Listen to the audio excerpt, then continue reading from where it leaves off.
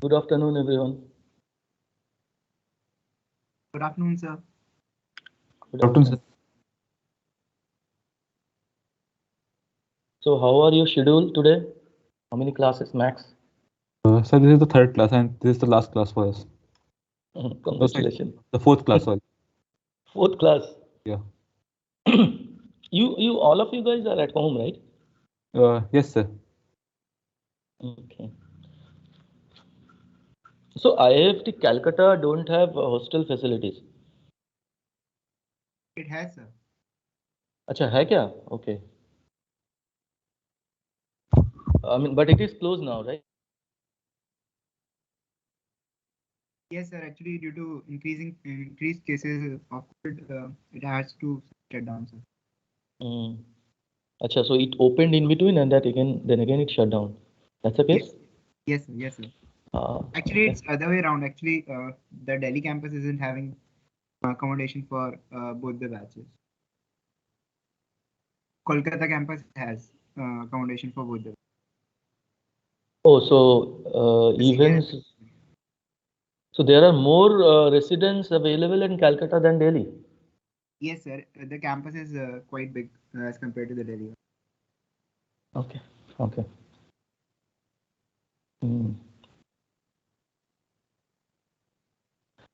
Total student accommodation in Calcutta campus, roughly. Sir, Sir, 220. It's like it's good enough to cater almost 600 students.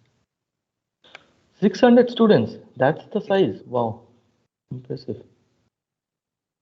Because there are executive and other batches also going on, so it is good enough to cater them. Okay. Good means good that there are accommodations. Bad that you have to stay at home instead of enjoying at campus. Right.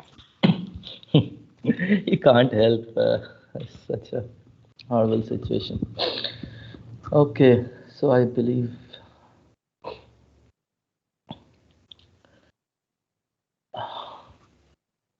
so those who are technically savvy, it shows me there are 30 participants. Is it one? Yes, sir. 30 participants are showing in the meeting. Okay.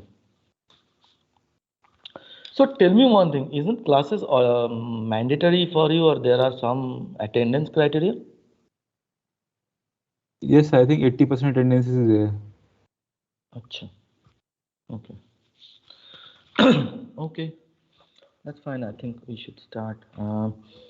What I just today before this class in the class C, in order to ensure that there are participation from the others, means there's no one is shying away just because of the fact that it is on a virtual medium, because in face to face at least people can be pointed out, those who are signing away. So what I might be doing is that I might call the names to respond to this. Don't worry, it is not about asking a questions and then you answer the correct thing. It's about more of an interaction. Apart from that, also, if there is in between somewhere you feel to stop me, just stop me. Um, I mean, you guys are anyway pretty grown up, so you don't disturb each other otherwise. So I hope this is fine that me possibly calling the names, because it's not possible for me to understand the names from the acronyms. And in case you are speaking up voluntarily, please try at least remember to mention your roll number to be a part of the class discussions or interactions. So it's not always necessarily be in the sense of question answer mode. It will be more of discussions, and there will always be some people who is good at something as compared to others. I would really request them to let others get chances. And for those who are a little bit of introvert, please come out. There is nothing wrong on answer or nothing bad answers. and nobody really mind whether you are drastically forward. That will help to create a healthy class, virtual class atmosphere, at least within the constraint that we all are working right now.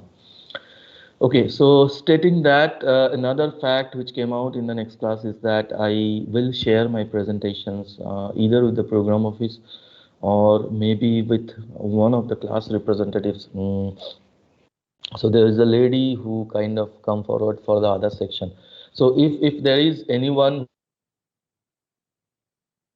nominated, elected, or selected representative in this class, please let me know. Contact on my phone number. Good afternoon, sir. Like I'm the representative for this section D, Satyapriya. Satya, what is your roll number, Satya? 223 KD. 223. Okay. What is this acronyms? This has been given to you, or it is just like that coming? Sir, which one? So when I open Teams, I see AB, PM, SK, or something. These So are if, initials. Not SK. okay, what if both five people has the same initial? It will come same. Yeah, sir. It will come same. Okay. Okay. No, I thought IIFT has kind of done something. So it has nothing to do with IIFT. So it's a Teams constraint. Sir, can I also have your email ID if we need to contact? I will share.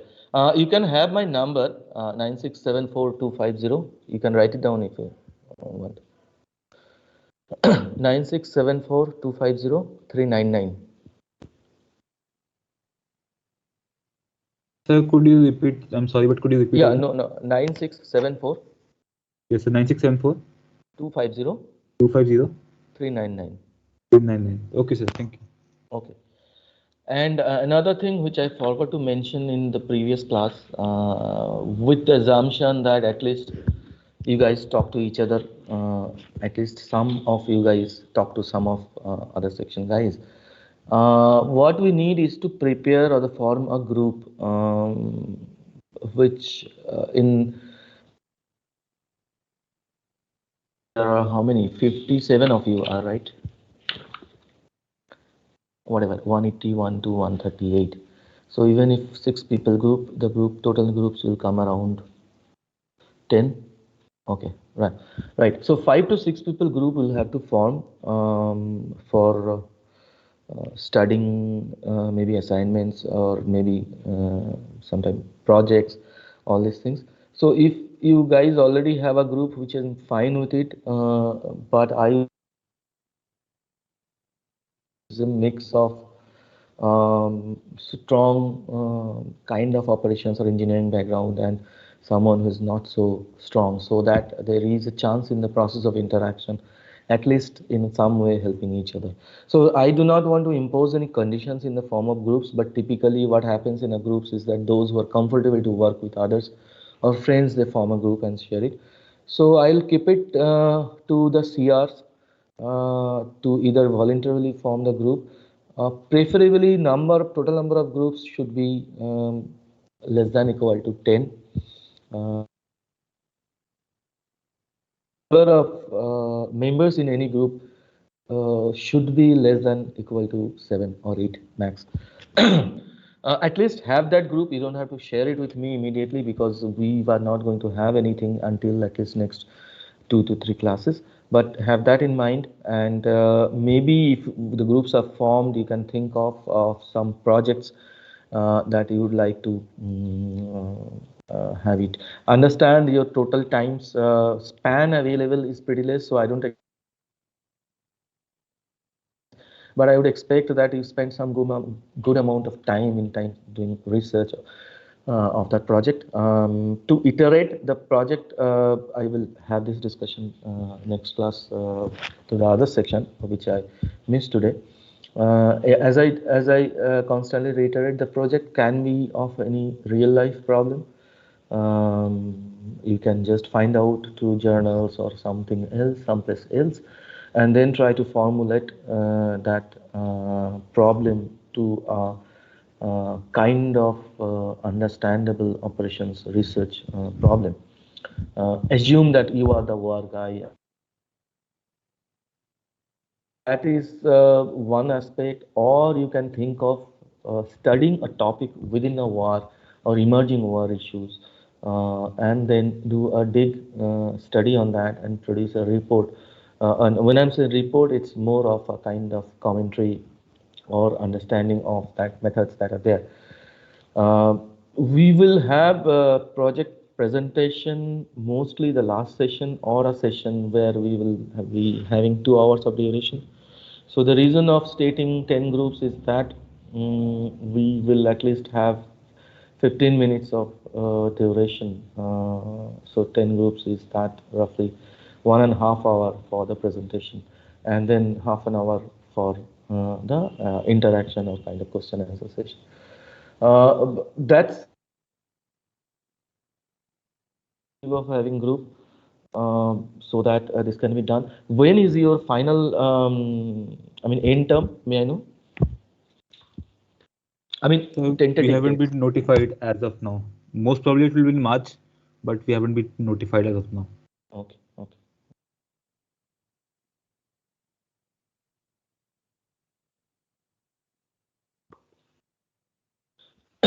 Right. Okay.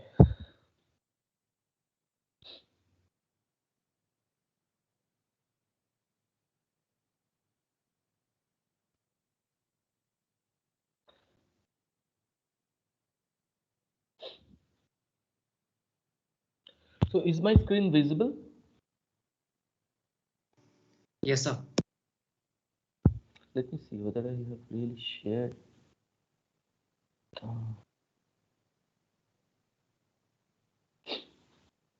Okay. Before we start today's presentation, I really love if one of you want to summarize what we have discussed in the past class. So it doesn't have to be point by point, at least the broad ideas what we've discussed. So those are mostly necessarily not from purely exams point of view, more from understanding point of view. Anyone who would love to is more than fine. Otherwise, I'll start calling him.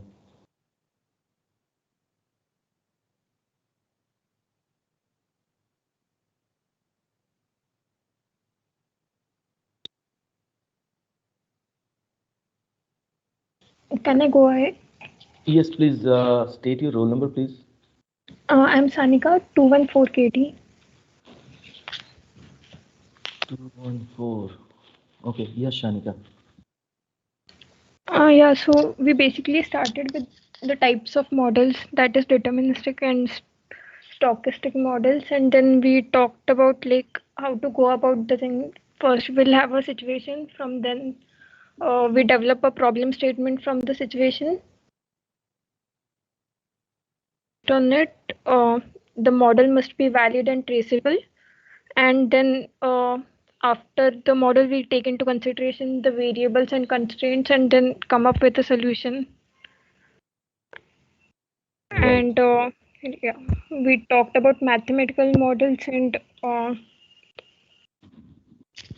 there are decision variables and fixed variables. Decision variables are the controllable input, while fixed variables are the parameters or uncontrollable.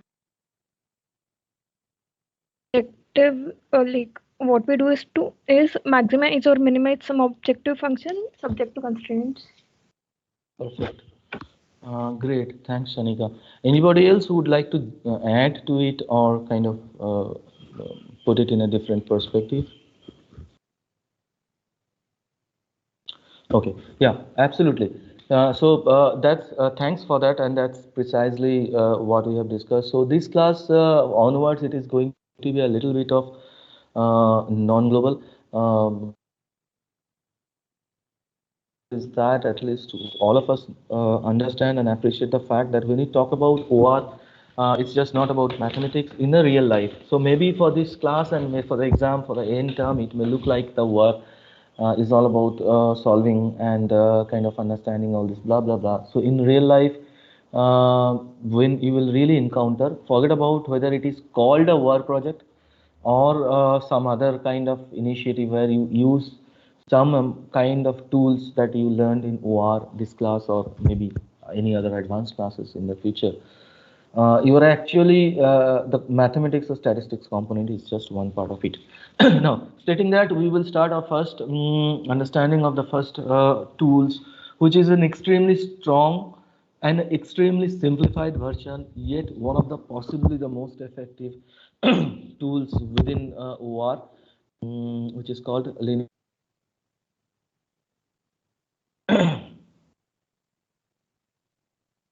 Okay, so what is LPP is all about?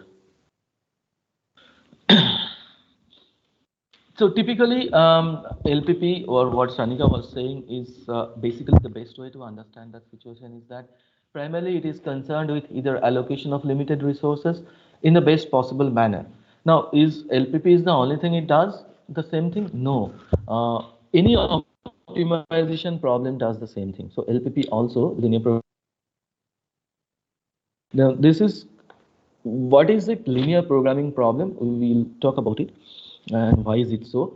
But essentially determining the level at which some activity must be performed so that it is best for the organization and so on. So essentially, what is the problem objective is that you determine to what level certain activities will be performed, so that the combination of the activities provide you certain benefits or provides you or reducing certain costs, for which is actually the objective of the organization. So this benefit may not be monetary, maybe non-monetary benefit, maybe something else. Similarly, the cost may not be monetary, there may be some other costs which are associated. But essentially, the level of that activities, utilizing the resources that are available with you, allocate the resources to those activities in such a way that you eventually end up getting what you want to do. So essentially, it is about making decisions such that a given objective is achieved in the best possible manner while satisfying conditions imposed by internal or external environment of the organization. Uh, so it's basically objective is pretty clear. Now, what is it? What do you have to satisfy? There are certain constraints or conditions. Conditions are related to the resources that I have in hand. Now, among these conditions, some are internal conditions. For instance, in case of manufacturing organization, availability of suitable manufacturing tools are your resource constant, or availability of plant times is your resource constant. It can be external environment constraints which is imposed on by the internal external agencies or external environment. For instance, typically, for example, in this same case, when in two types of products, one of the external conditions can be that it can sell one kind of product only up to a certain limit. That means that product may be only sold 60 units. So in order to achieve optimization, in order to achieve the best possible objective of the organization, you will have to incorporate these conditions as part of your solutioning approach. So that's about that. We think, if you think of the NARS problem, I'll just possibly someone can tell me what are the internal constants possibly. We have not formulated, just for a discussion sake. So what could be the possible internal constants can be? Number of nurses in the hospital, or So is it Sanika again? yes, sir. So can someone else, can Nishant Deore? Uh, yes, sir. So can you please repeat the question? Correct. I didn't. So we talked about this problem yesterday, right? That a hospital has a problem of nurse scheduling, where internal nurses are not Right. happy anymore or satisfactory anymore, and hospital uses both internal nurses as well as nurses in order to solve its medical emergencies or whatever. So I Right. was asking, what are the internal constants that you can think of? So one could be that the number of working hours for each nurse, like 8 hours or 9 hours. making sure that only that amount of work is given, then making sure that means there is no gap between two shifts or something. Mhm. And Okay. So there can also be space, like the number of rooms in the hospital and the space in each particular room. Shubham So Jain this number of side. beds. Number of beds, I think, would be. Okay, hold on. SJ is Shubham. Shubham Jain, right. Shubham, what is your roll number? 227 KD. Just bear with me because I'm still kind of getting used to the names. Maybe within the time span, I'll never be able to get used to the names. So please spare me that amount of latency. So yes, Shubham, you are saying something. Yes, sir. So one internal constraint can be variable can be the amount of space each room has and the number of rooms that a hospital has. That can also be an internal part. Okay, yes, I do totally agree. What I was saying is an internal constraint, but in the context of the problem, how you relate that that's a constant for nurse dissatisfaction, or that problem where they're trying to solve nurse dissatisfaction. So sir, this came because the if the space and the number of rooms in the hospital is large, that means the nurses would require the more number of nurses would be required for addressing more number of patients. So from that logic, Okay. That's yeah, that's true. You're correct. In terms of internal constraints, that's a constant, or rather, that's a condition which kind of forces hospital to go and see or pull nurses outside. Maybe a right way to state this constant is that there is a limitations of the nurses waiting this waiting room allocation, because nurses need between two shifts certain rest. There is a constant that maybe it can accommodate hardly 6 nurses. So nurses and switch them. Maybe that is a constant. But that is, yeah, that is true. But that is maybe too far-fetched and too deep thinking. But it's okay. I mean, what you said is certainly an internal constant. So I think there was another person who was trying to say something. We kind of cut in between. So I was saying number of beds. Same thing though. Okay, okay, fine. Okay, there is enough internal constant. Anybody would like to talk about external constants? The number of patients, right? Okay, external constant. I was thinking on number of patients, right? At any given point is not a constant, a variable. Yes, That's correct, correct. But still, that is, yeah, that will have indirect impact. But something with related to this problem, I was uh, trying to direct you to think. Let me think through. I'm not saying that there is specific solution or specific answer to that. Uh, if you when you hire external nurses, you will have to ensure a minimum wage for them. That imposes cost to the hospitals, which imposes in turn that they are unable to hire more internal nurses. And also, external nurses come with a certain precondition. Say, for example, I will work only 6 hour shift. I will not work anything more than that. So those are something a constant, because if hospital has to then come back to it has appointed an external nurse for 6 hours, they come to that dissatisfaction because there is no more external nurses that are available to work double shift or something like that. So the point here is that I'm trying to make it clear is that yeah, there will be plenty infinite external constants and infinite internal constants, but let's always try to stick to your problem statement and your problem context. Whatever you are thinking or whatever you're thinking, then you may find out there are 15 to 20 different constants that you can think they're related. Point it down and then see what all those things problem. Anyway, stating so essentially there will be a set of internal and external constraints. So numerically, how do we write it down? So what is the generic form of numerical expressions? So what we write it down is that uh, I have a set of decision variables or set of variables on which you will have to take a decision. Typically, decision variables are the activity levels that we decide that we would like to implement. So suppose I have n decision variables in a typical circumstances. So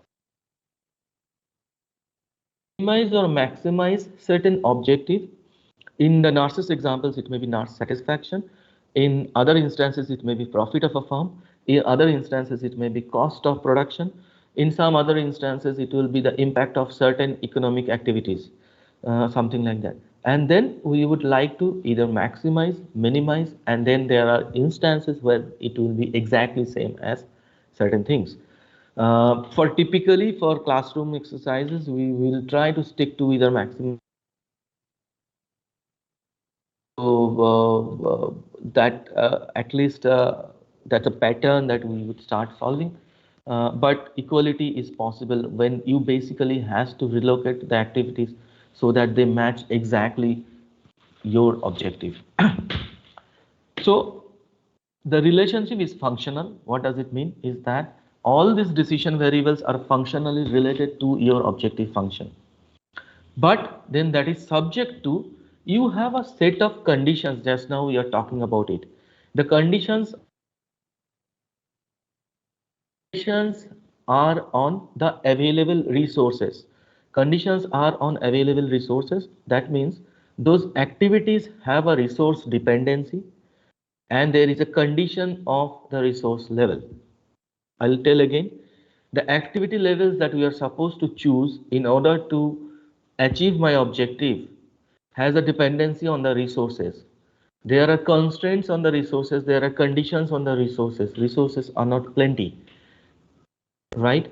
So the resources are also functionally related to those activities where G1 says that my first resource is functionally related to x1, x2, xn, and then it may be equal to certain value. Like that, I may have to use m different resources which has m different criteria. So that's a generic form of LPP formulation.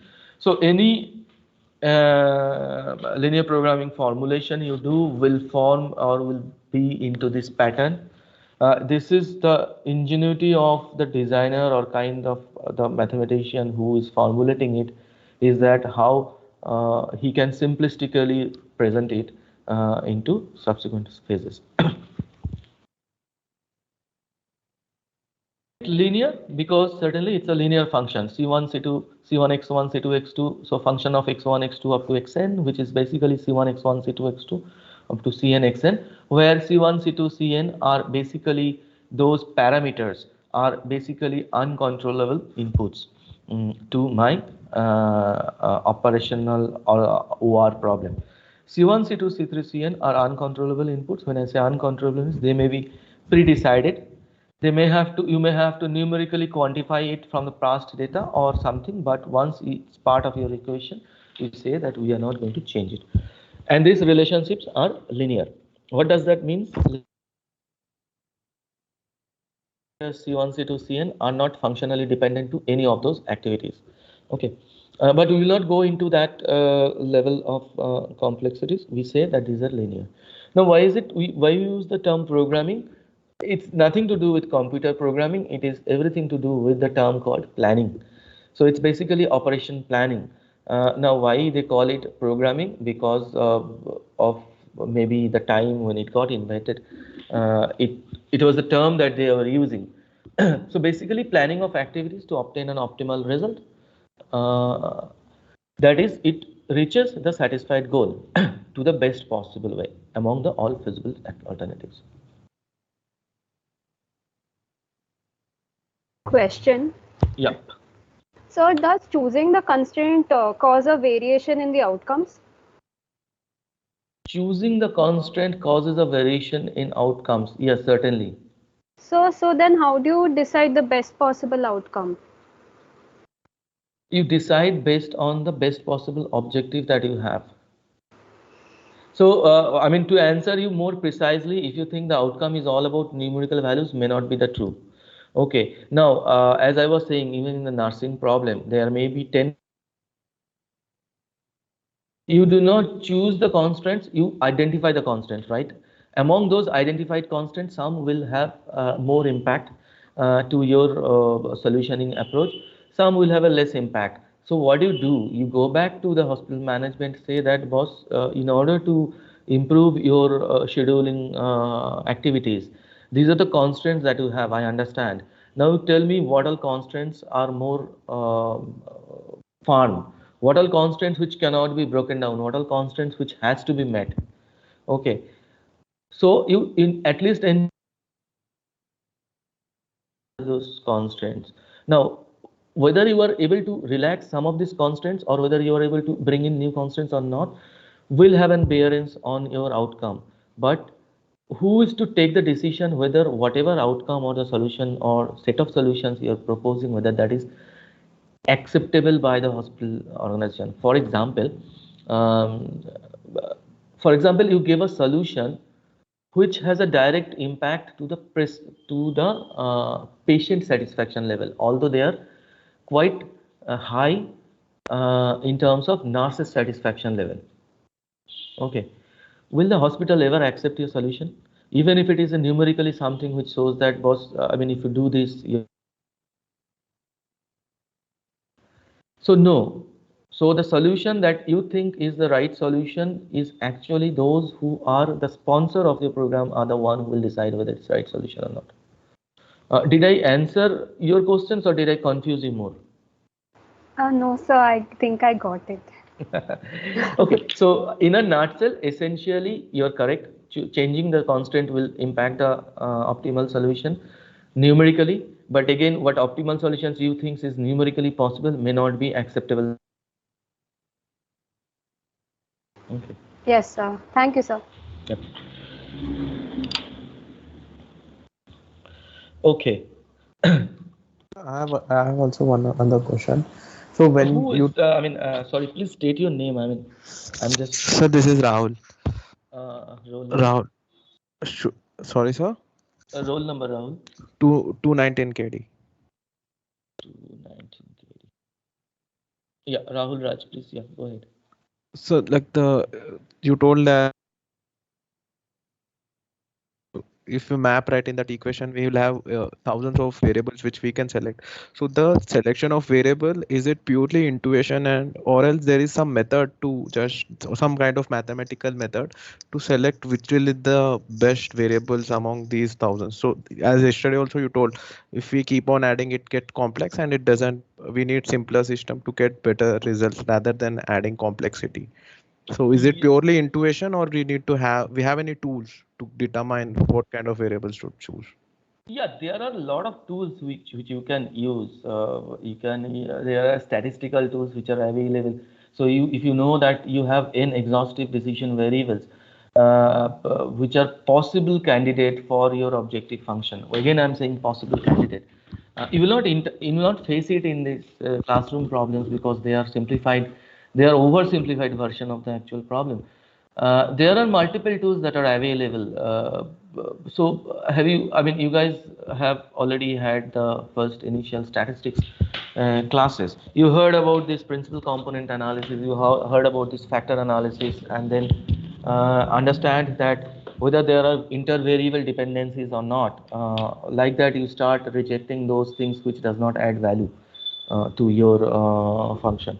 So you can use those things in order to ensure some of these variables are not part of your modeling because they are in a feasible solution, however, not adding much value in terms of your objective function.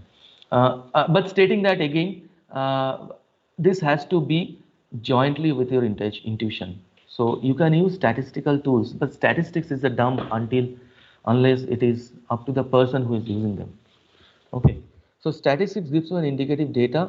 You can use a lot of things called this correlation relationship, and then things which are based on component analysis, factor analysis, and all those. many variables, these many decision variables as part of my LP. Okay, Raj? Okay, sir. Yep. Since Thanks. Sir, I didn't tell you my roll number was 232. Shweta. Okay, so one of the reason this is, I'm not just pointing it just for a purely CP marking point of view. This is one thing I want to ensure that everyone is participating and thinking it through.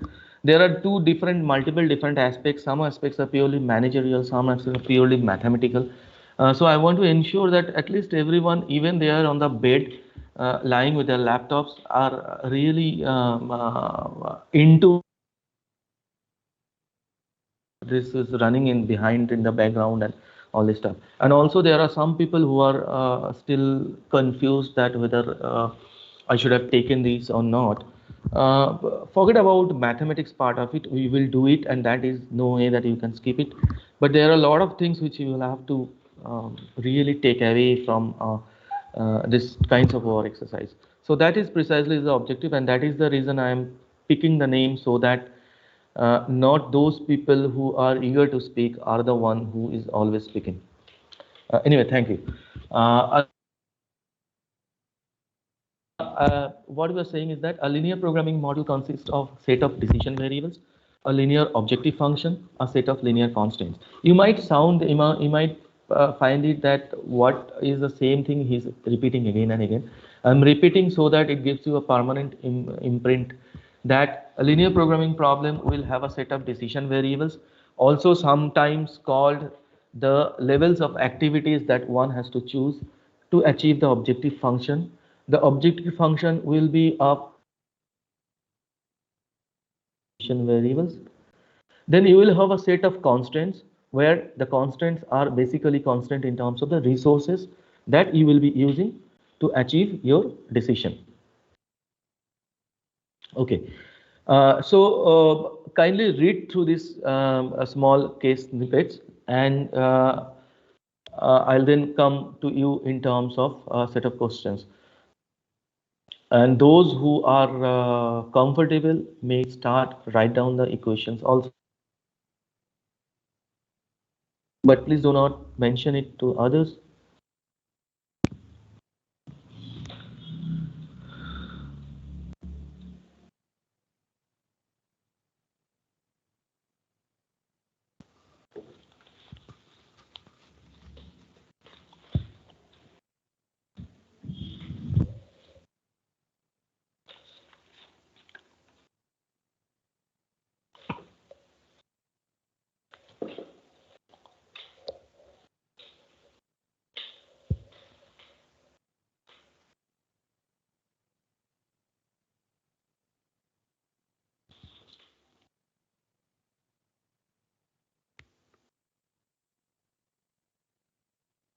Okay.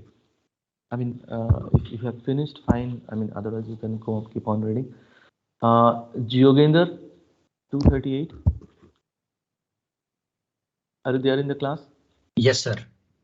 Hey, hi, Yogender. Just can you say what is the objective function here? Objective here, objective function. You don't need to say the function.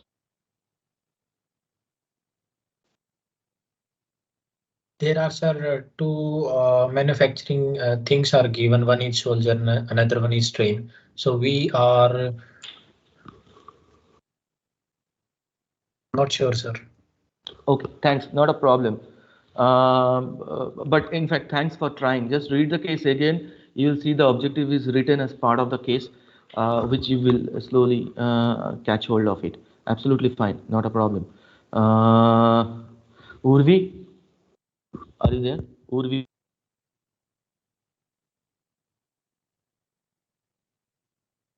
Okay, no.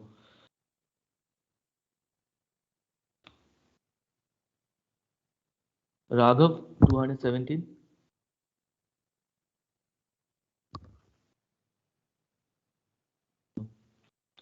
So those who are silent, is it that silent or absent? Should I assume if someone is not responding, he is absent? Megha, Megha Vastu. Good evening, sir. Good evening, Megha. Can you just tell us what is the objective here? So I think the objective would be to maximize the weekly profit. Correct. Perfect. Can you try the Decision variables. So is it like commodities like soldiers and trains variables?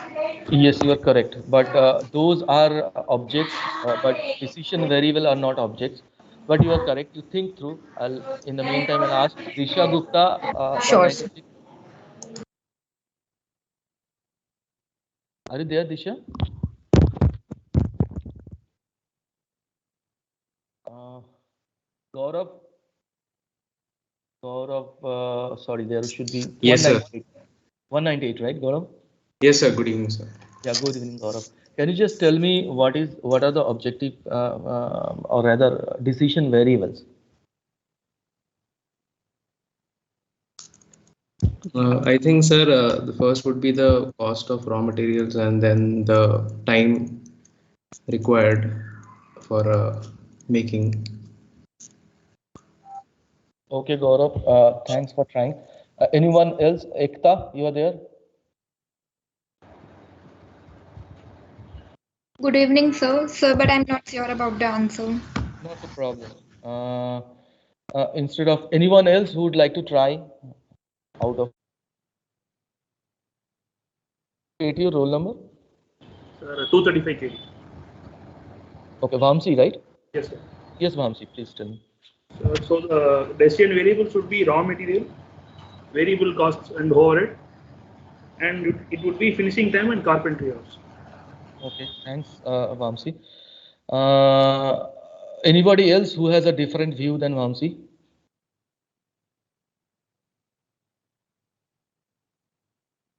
Okay, just to correct you, are correct.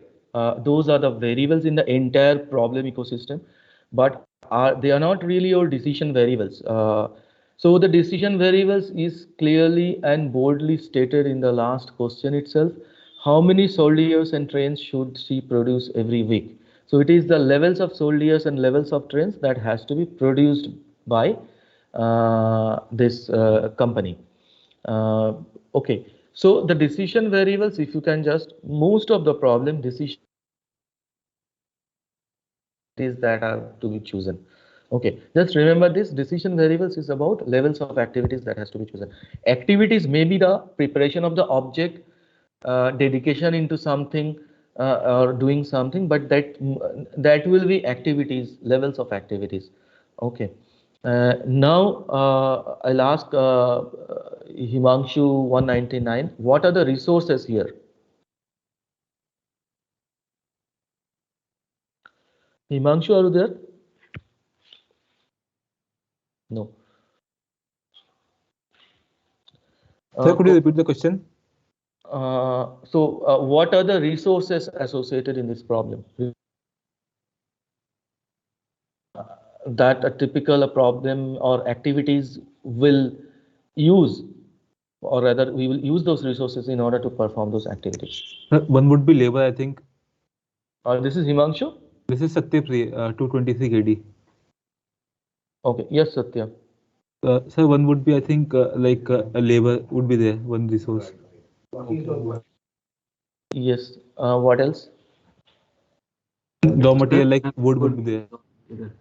Correct, correct. So essentially there will be two resources. One is that labor, other one is the raw material. And what are the constraints on these resources? Or rather, what are the constraints that this problem, the resources in this problem have? I'll come back to initial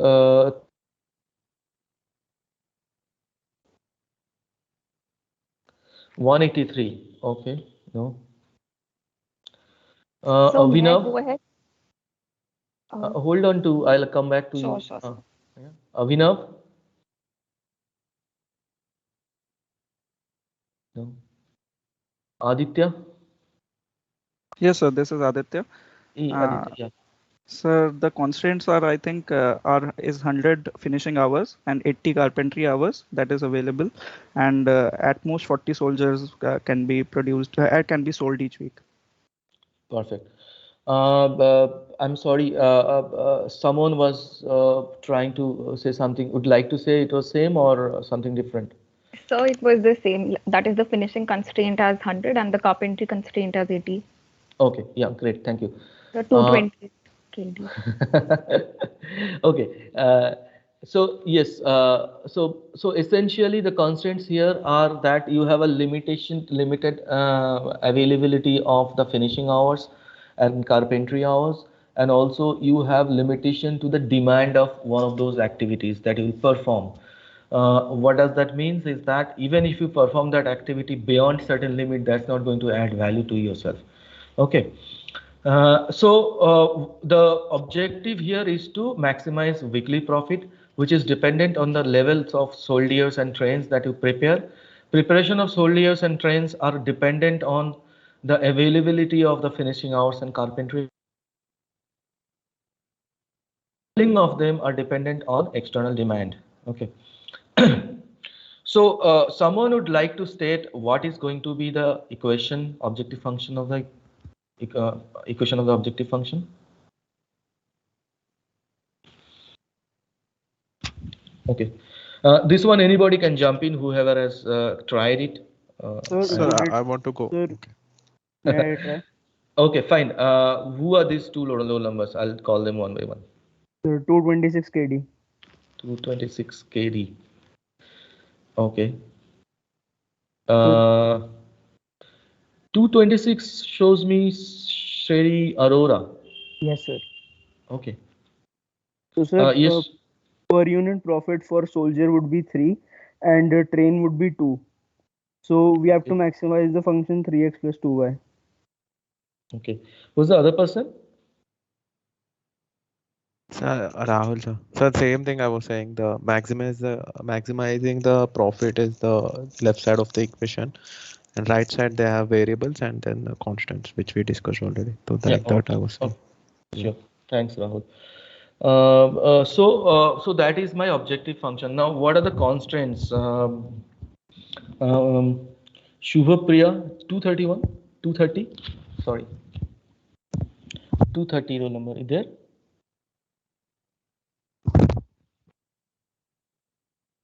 Nandan Rao, 229.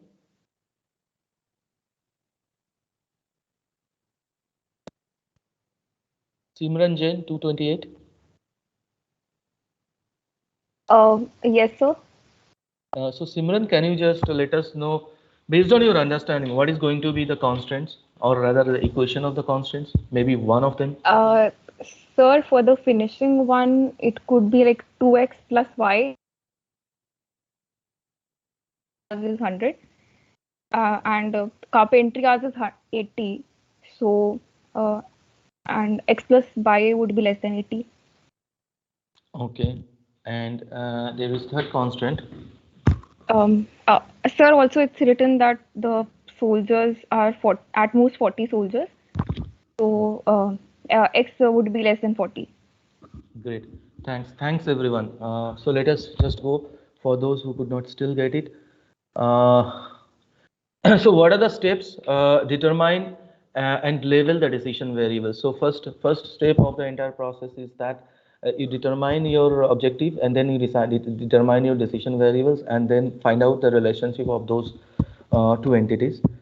Determine the objective and use the decision variables to write an expression for the objective, and then next part is determine the constraints, which will basically help you to build the entire equation or the set of equations. So constants helps you to create a feasible region or feasible solution region. To determine the explicit constants, which is constants just now we discussed. Those are explicit constants, but there are some implicit constants in this instance, which is like non-negativity constants. So which essentially says that you cannot produce negative number of items from your plant. So that's it's not possible. So typically implicit constants are most of the cases non-negativity constants. It can be positivity constants, but for the time being, it will be non-negativity constants. So what is the benefit of implicit constants? Is basically it restricts your feasible solution region to a limit. We will see about this. That we have been discussing. We have soldier and train. Those are the objects on which certain activities are performed. So we basically make soldier and we make trains. But however, in order to make them, they use raw materials and variable labor and finishing hours and carpentry hours. However, in order to know what are the profitability to each of those things, we need to calculate what is their profitability, which is in this case $3 and $2. Soldiers has a demand constant that maximum 40 will be sold outside. It cannot be more than that. Trains do not have a demand constant. So solution region. But again, as we've discussed, finishing hours, there is an upper limit of finishing hours, which is 100. Carpentry hours, there is an upper limit of carpentry hours, which is 80. Okay, so this is basically production, the problem statement in an Excel things. We have not done anything. We have just kind of structured the entire thought process, the entire problem into one single view. So as we have discussed this, decision to be made, a number of soldiers to be produced per week, number of trains to be produced per week. Objective is to maximize weekly profit. Viability it depends on internal and external conditions that are imposed on the resources, which we have seen. So this is again same thing. You can write it down just for a future reference or take a photo of it, whatever. Anyway, I'll share these presentations with everyone for your understanding. So Z is equal to my objective function is to maximize 3x1 plus 2x2 subject to the condition that 2x1 plus 1x2 less than 100, 1x1 plus 1x2 is less than 80, which is the carpentry hours constant. And then x1 should be less than or equal to 40, which is soldier's demand constant, and then x1 should be greater than 0 and x2 should be greater than 0, which are non-negativity constants. We can solve this LPP, the problem using different methods. Graphical method is the most, I mean, again, it's my view, intuitive to understand, however, most difficult to visualize as the number of decision variables increases. Therefore, it is applicable for 2 variable problems. It can be applicable with advanced computation and 3D print imaging to a 3 variable problems. More than that, it's beyond comprehension. Then there are simplex fourth class, possibly fourth class might not be possible to cover it in third class. Interior point method we might not cover. We will use for classroom discussions ML Excel solver because the objective is to kind of recap for those who already know and for those who do not know, is to understand the impact of war and how that can be used in solving the problems. So now let us make our hands dirty by solving a problem. Read this problem and try to break it down into objective function, decision variables, constraints, and then we will discuss. Sir, I have a doubt. Can we go to the case that we were discussing? Hold on. So for those who would like to work on this, may take a snapshot or something, whatever you feel to do. Yeah. So who has doubt? Yes, Shubham. Sir, how are we getting that profit 3 and 2? That because the variable is 14, right? It is saying that with every development, the price is increased by 14, I think, in the case. Can you go to the previous slide, the previous one? This one or even before this one? Even before this one. the slides were the case written, right? Right. So is manufactured increases variable labor and overhead cost by $14, right? So how are we getting the profit as 3 rupees? Because suppose I am producing one, then my cost is $10 raw material, and then if I am producing two, then it will increase by $14. Is that the case, or there's a No. misunderstanding? Okay.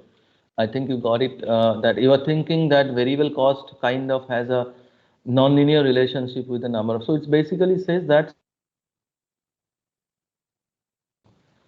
variable cost. So it's basically fixed variable cost. So the more items you produce, it's basically number of items into 14. That is the variable cost. Okay, sir. Okay. Okay. Coming back to the problem.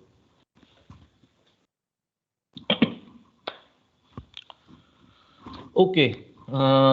Tanveer, roll number 233.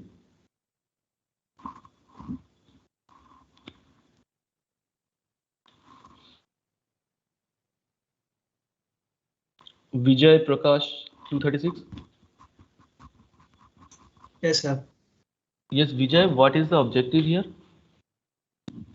Objective purely from the LPP point of view. Do not iterate the entire problem statement. So what is the objective here? Sir, give me a minute. I was reading through the. Okay, no problem, Vijay. You can continue reading. Vimesh, you can continue, Vijay. That's absolutely fine. Vimesh, 237. Yes, sir. What is the objective, Vimesh, if you are done with reading? So, sir, the objective is to find out how many hours we should devote to academics. Have a restriction of 1250 calories, so we have to optimize how we have to spend our hours. Okay. Shurvi, Shiny, 231.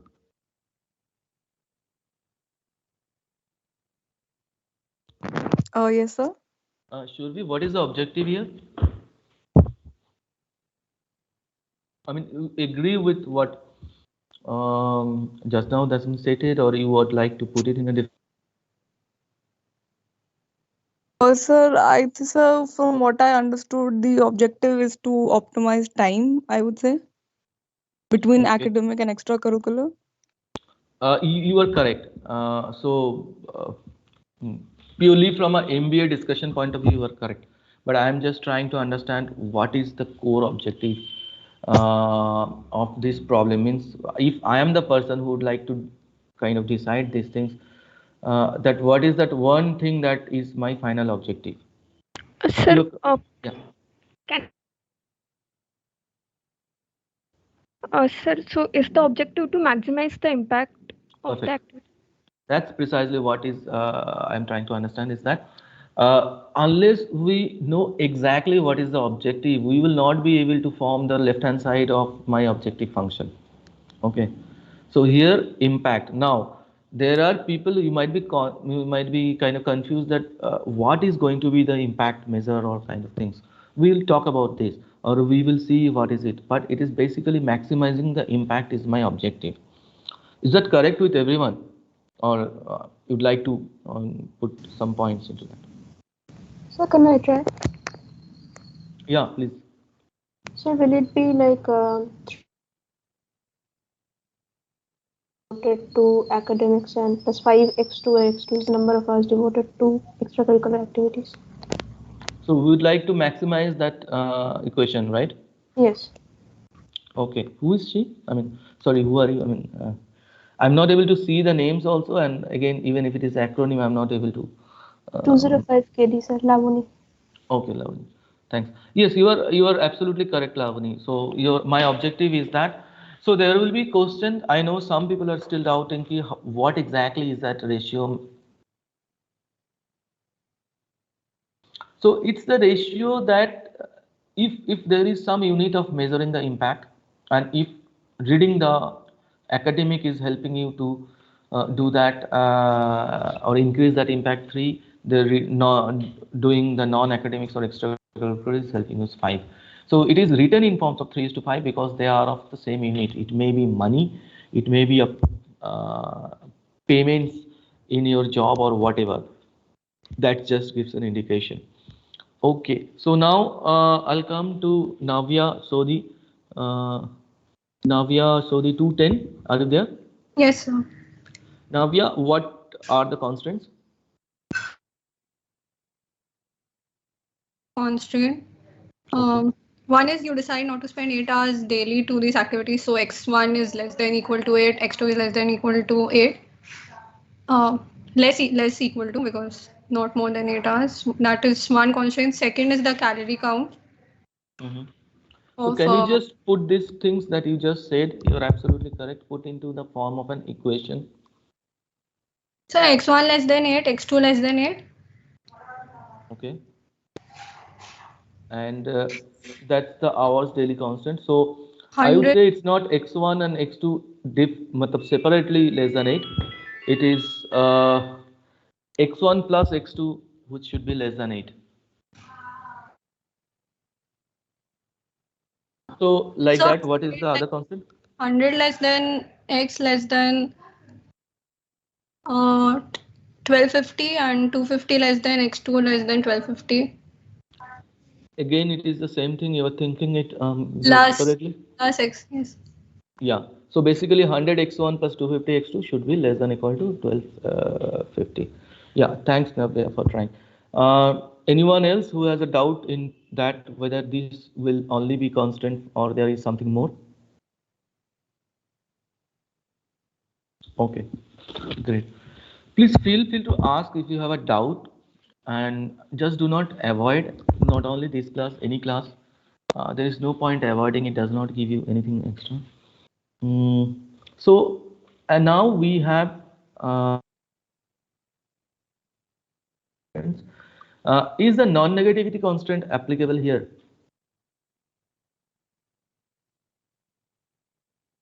Anybody can answer. Akshat or those who has not even I heard their voice. Yes, sir, I think. Okay. Good. So let's try to solve it. Okay. And we will solve it using a purely hand method in terms of graphical method. So can you just write down those equations with you somewhere in pen and paper and maybe have an access of these statements? Okay. So for those who are still not able to follow up, decision variables x1 is the number of hours devoted to academics daily. X2 is number of hours devoted to extracurricular activities daily. Objective function is to maximize the impact on placement prospect, which is z is equal to 3x1 plus 5x2. So the constants, as it is rightly mentioned, then 2x1 plus 5x2 less than 25, which is basically kind of trying to trim down the actual constant. Non-negativity restrictions, x1, x2 should be greater than 0. So in order to solve it graphically, I have two decision variables, x1 and x2. So I'm going to plot them in two axes. Along the x-axis I'm plotting x1 and along the y-axis I'm plotting x2. X1 is time devoted to academics, x2 is time devoted to non-academics, with my equation as 3x plus 5, 3x1 plus 5x2 is my total impact. So what I'm going to do is first satisfy the first constraint, which is basically x1 plus x2 is less than equal to 8. So I draw a line which is satisfies the condition that maximum value of x1 plus x2 is going to be 8. So which is basically line 1. Anybody, or rather let me ask something, Brijesh 193. Okay. Chavi Diwan 1. Yes, sir. Good evening. Sir, Good could you evening. please repeat? I couldn't hear you. No, I didn't ask any questions. I just wanted to come up. Now the question is that I have drawn the line which is line 1, noted as it is the line which is known as x1 plus x2 equal to 8. Okay.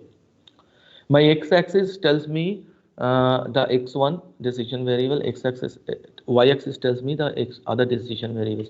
Can you just guess what is the significance of this line? Try.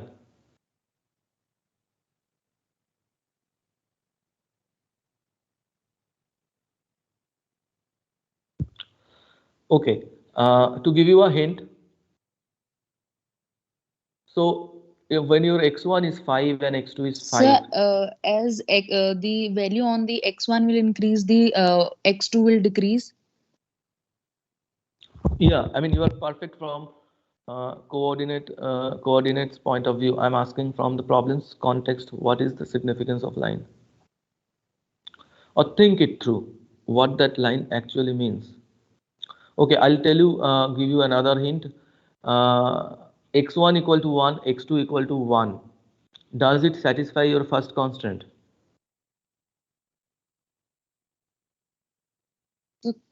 Sorry, I didn't understand. Okay, when you are devoting 1 hour for your academics and 1 hour for your extracurricular constraint, that you have 8 hours of time in your hand. Yes, sir. When you devote 9 hours for academics and no hours for non-academic, does it satisfy the constraint? No, sir. Okay, now I gave you a hint. So from that point of view, so pardon with me, everyone. I mean, it is not about any single person. There are, I think, a lot of people here will have the same doubts. So just bear with me, those who have already had an answer. So now you try, Deepshika, from this point of view, the hint that I have given, what could be the significance of this line? Okay, that's okay. Fine, Deepshika. You can think through. You can think it in your own time. Avirag Verma, 192. Okay. Ashwini Sharma. Yes, sir. Yes, Ashwini. What is the significance of this line? So basically, sum of both the coordinates is always going. That is the number of hours we are going to devote to extracurricular and academic activities. Okay. Okay. If my question is not what I am trying to understand from you is that what is the significance of the zone which is above this line? Any points above this line, what does that they signify? Sir, may I try? Yes, please. Who is Sir, this? can I- I mean, Sir, Shreya Arora, 226 KD. Shreya, let someone else try. You have tried. I mean, I know you can because Sir, that's can I why try? Yes, who is he? Nikhil, sir, 211 KD. 211. Yes, Nikhil, please. Yes, sir. So that line is a thing, is kind of a barrier when all the acceptable values which satisfy the equation will about. Perfect, Nikhil. Is it understandable for those who are trying to understand what is the significance of this line in the context of LP problem? I mean, all of you have answered is absolutely correct, and maybe you are thinking it through, but I was more asking that what the significance of this line is that any points below the line satisfies the condition. So a set of combinations of x1, x2 which satisfies the condition will always fall below this line. And combinations of x1 and x2 which does not satisfy the first constant will fall above the line. So the point here is that in your problem, if the feasible solution will be this triangle. Okay, I will repeat. So I have a constant, it's a maximization problem. I have a resource constant which says here is my available hours. So any combination of x1 and x2 means any combination of devotion to academics and non-academics. You can just put this framework to whatever in this problem world will always satisfy this constraint x1 plus x2 less than equal to 8. It will be always below this line. Okay. Now let us come to the next line. So I believe now you are comfortable that this means any point below this line will satisfy the second constraint. Any line above this line will satisfy the other constraint. Now the question is, what these lines together tell us. I would like someone new to try. Ankit Manna, 186. Yes, sir. Yes, Ankit, can you try what these two lines together really gives us? Try, absolutely fine, even if you.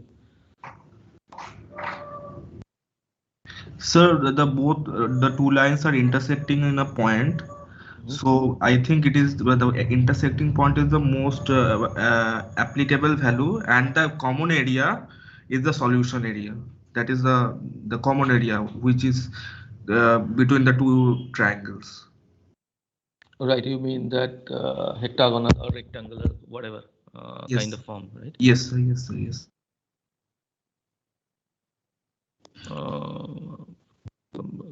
Say something. So can I try? Yes, who is she? So Ashi Sinha, 189 KD. Ashi, yeah, please. So as pointed by Ankit, so I think that the point of intersection is the point at which the impact will be maximum. The point of intersection of the two lines. Okay. Yeah, you're correct, Ashi. So essentially, what these two lines, any point below the line 2 satisfies constant 2, any point above below line 1 satisfies constant 1. So any point which is below both this line will satisfy both of my constraints, correct? And anything other than that will not be satisfying the constraints. So now I have a feasible solution region which is A, B, C, D. I mean, just this is for notation. So now I have a feasible solution region. Now, or rather, what is the optimal solution? Okay, before I jump into that, if I remove the non-negativity constraint, what is going to be my feasible solution region? I'll repeat. If I remove the non-negativity constraint, what is going to be my feasible solution zone? Arvind, 187.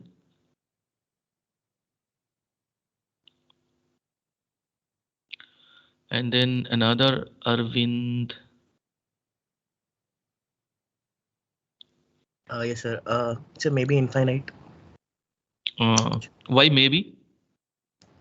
I'm not sure, sir.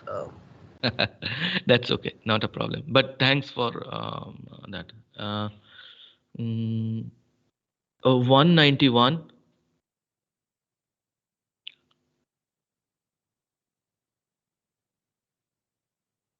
Okay, no. Aswini Sharma. No. Amrit Anshu Sarup. Amrit Anshu Sarup. Just pardon me. 185. No. Okay. Jatin Soni. 200.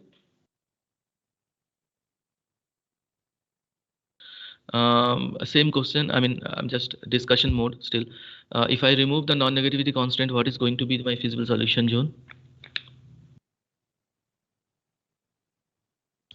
Sir, I'm not sure about it. Not a problem. But do you understood that right now, under current statement, what is my feasible solution zone?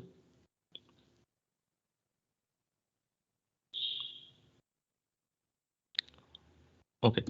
Yes, sir. Yeah, fine. Karan, 201. Yes, sir. Karan, the question is, if I don't have non-negativity constant, what is going to be the feasible solution zone? Sir, I think then there will be no particular zone. Correct. Kaustubh, 202.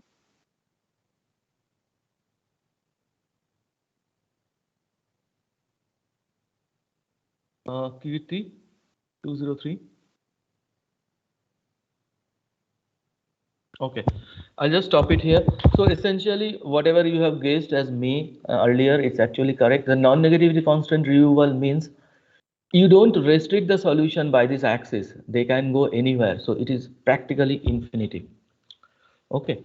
So that's the reason why non-negativity solutions play a significant role. Now we have a feasible solution zone. Now that we have a feasible solution zone, how are we going to know what is the optimal solution zone? Or rather, what is the optimal solution? So we have this objective function which is z1 is equal to 3x1 plus 5x2. So what we are going to do is that we allocate certain z, for example, uh, or certain high values of x1 and x2, and then at x1 which is 5 and x2 which is 3, my z value is 3. So it's basically you are doing a inverse slope and then finding out those things. We can talk about it. So we create a solution z is equal to 15 and find out for what values of certain values of x and certain values of z, x2, x1, x2. I have an objective which is z. So the impact is 15 essentially. That entire solution, all the possible combinations of x1 and x2 for z equal to 15 are basically within my feasible solution zone. So now what I'm going to do is that I move this line parallelly away from the origin, because every time I move this line z is equal to 15 away from the origin, my z values are going to increase until a point I reach when I come to a situation where none of these points on those z line fall in feasible solution zone. I repeat again. Now this is not something you basically thinking that by how will I do this. I'm saying how graphically has to interpret and do this. So I have z equal to 15 and all the lines or all the combinations of x1 and I shift this parallelly away from the origin, where say for example z is equal to 45. How will you do z is equal to 45? You put z value equal to 45, make the values of x1 equal to 0, see what is the values of x2, then makes the values of x2 equal to 0, see what is the values of x1, and then that gives you a line. So if you look into this z equal to 45 line, none of those points on those lines are falling in your feasible solution zone. So your feasible in between z equal to 45 and 15, which is basically coming to be z is equal to 30. So your feasible solution line is touching, in this case, coincidentally, touching the point of intersections of the constraints.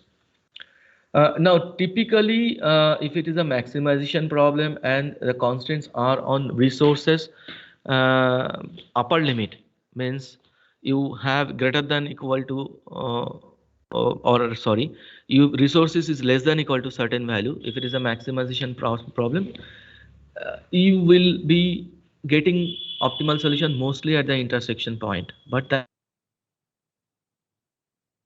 we will see if we have time, we can find out certain instances of that. But typically for maximization problem, your objective function will be to maximize, your constants will be less than certain value, because to maximize you will always have a resource constant which is the upper limit on your resource constant.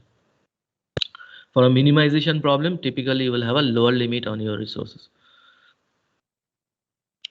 Okay, before I move into the next slide, I would like everyone to look into this and think through. This problem may be very simple, even the graphs are very simple, but this is one of the best intuitive way of understanding to achieve an objective function, to achieve an optimal solution and feasible solution zone. And also you need to understand this very clearly, because there will be assignments or there will be questions where you will be asked to do as well as those things. So any questions at this point?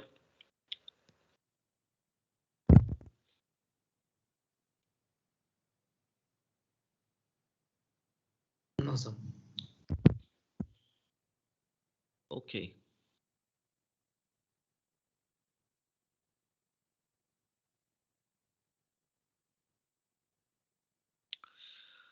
Okay. Then I have a question. Suppose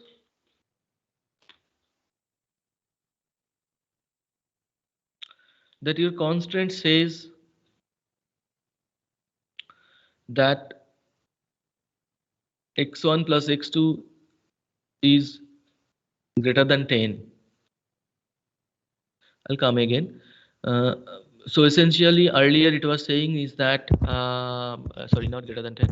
Earlier I was saying is that you have total 8 hours of study time overall, but now I am saying you have 10 hours of time.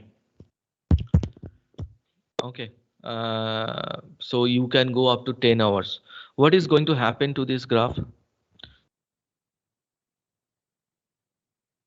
Okay, I'll ask. I mean, I find that people who know the answer thinks that I should not jump, and then people who would like to avoid remains silent. Rule number 203, Kirti. No. 204. Yes, sir. Can you just tell me what changes will happen to this graph? I don't need to talk about solution space and all this stuff. Sir, the constraint lines will shift. Which constraint line?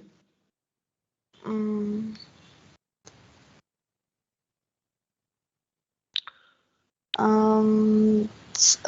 Sorry, sir, I can't keep track. No, that's okay. I was asked that earlier you have x1 plus x2 is less than equal to 8. The first one, right? Right.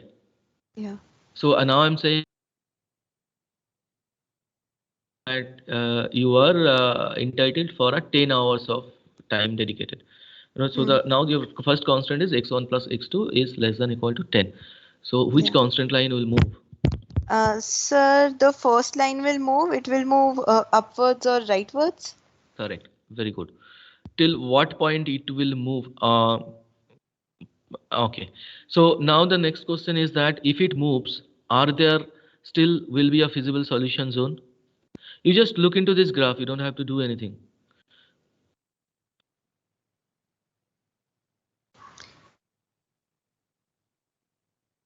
It can be a feasible solution. Very good. Because there will still be this common area which will satisfy both the constraints. Yes. Yeah, thanks. Now, Lokesh, 206. Yes, sir. Okay, my question is, with this new setup where constraints has been increased, or rather constraint has been relaxed actually, will the feasible solution zone increase or decrease? It'll decrease because as the constraint will be released, so obviously like we have more flexibility as such. So the zone will increase because the line is also moving towards the right. Absolutely. Absolutely. Okay. 207. Yes, sir. Yeah. These questions may sound a bit tricky. Can you just tell me till what point of time I can change this constraint so that I will always have a feasible solution?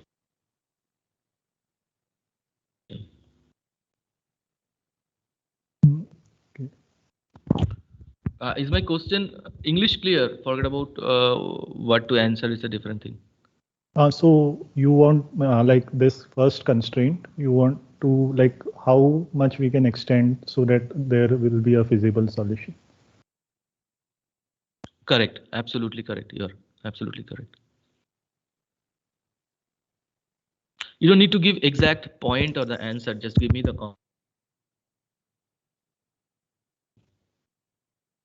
concept from whatever we have discussed just now. You don't to think it very deeply also.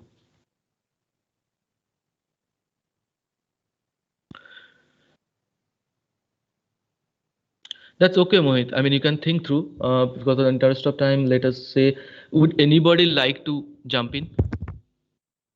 Sir, can I add? Yes, please. Sir, is it 12.5? Yes, something like that. 12.5. Yeah. The two lines. Absolutely. Absolutely. You're absolutely correct. Okay. So after that, all your because after that constraint does not restrict your solution. So essentially one of the constraints becomes redundant. So we'll talk about this in detail because now we have discussed about this problem. That's what I thought it is good to discuss these things. Okay. Sir, I have a doubt over here. Yeah. Sir, suppose we push the constraint one more to the more rightwards and more than 12.5, right? Then also there will be the feasible solution now, that is A, D, and the point where constraint 2 is No, that is precisely what I was saying is that in that case, only one constant is active, the other constant is redundant. okay, sir. So will that change the solution? Like, will that No, affect any way? No, it will change your optimal solution, obviously, but when a constant is redundant, means it's not a constant anymore. Okay, sir. Got your point. We'll discuss this in detail. I mean, just remember till what point we have discussed. I do not want to stretch it. What you need to do is that try to formulate this. You can formulate this graphically, get the solution. Try to just take a snapshot if you guys. I mean, I'm sure you guys take snapshots now. Don't write it down. Take a snapshot of this. We will discuss this problem in the next class. And also we'll try to solve in an Excel some of these LPs. And then we'll take it forward from there.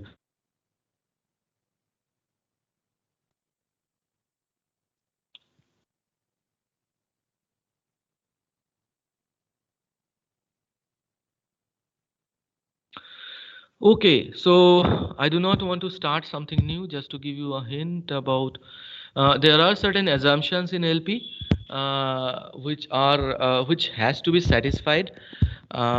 These assumptions are basically something which is in real life may not be exactly followable.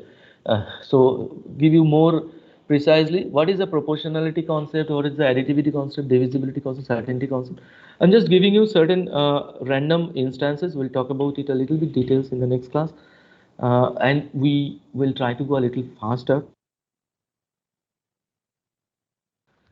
But proportionality concept is saying is that suppose a company is producing two products, P1 and P2, and we are saying is that P1 has a profit and P2 also has a profit.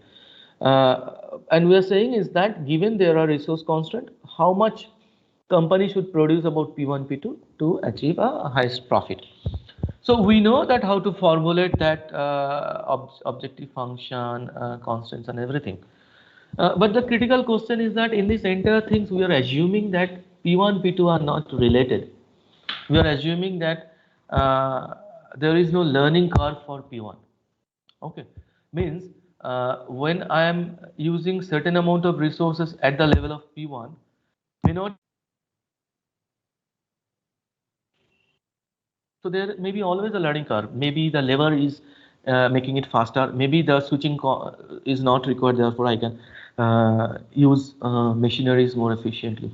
So the properties of proportionality talks about that it has to be always proportional. The amount of profit from each activities has to be proportional. The concept of additivity similarly talks about that there is no influential effect between these two products. Give you a crude example. Suppose P1 and P2 are complementary products. So that means when P1 sales increases, P2 sales also increases. So in that case, what happens is that even though I was able to produce P1 to a certain level, because P1 has gone to a certain level, P2 also might increase. So we'll talk about this a little bit, not too much of time we'll invest into this, and we'll take it from there in the next class. I think, yeah, we'll stop it here. If anybody has a questions, we'll spend 2 minutes. For the others who do not have questions, you feel free to leave. Have a nice weekend. Thank you, sir. Thank you, sir. Thank you. Thank you, sir. Thank you, sir. Thank you, sir. Thank you, sir. Thank you, sir.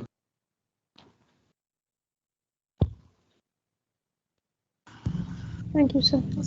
Sir, I just forgot to mention my roll number just a while back. Tell me your roll number. Srinandan Rao, 229 KD. So what you? I answered the 12.5. No. It's not about answering. I'm asking. You guys are saying roll number 229, and then you are saying KD. What is that means? That is the acronym. Yeah, Sir, we are given, sir. Okay. sir, two campuses are there, right? So Kolkata has KD and Delhi has D. It's like that. Oh. The list that I have no idea who is in Delhi. I has given, I think, only for Calcutta campus. Okay. Okay. And I also it is not mentioned ki I just have roll numbers 181 to 181 to 238. All Yes, sir, that's section D of Kolkata campus. okay, so you don't need to mention. Okay, I think you must have some common classes where you'll have to mention your location also. Yes, sir. Okay, yeah, that's fine. Okay, fine. If anybody has no other questions, bye for today. Thank you, sir. Thank you, sir.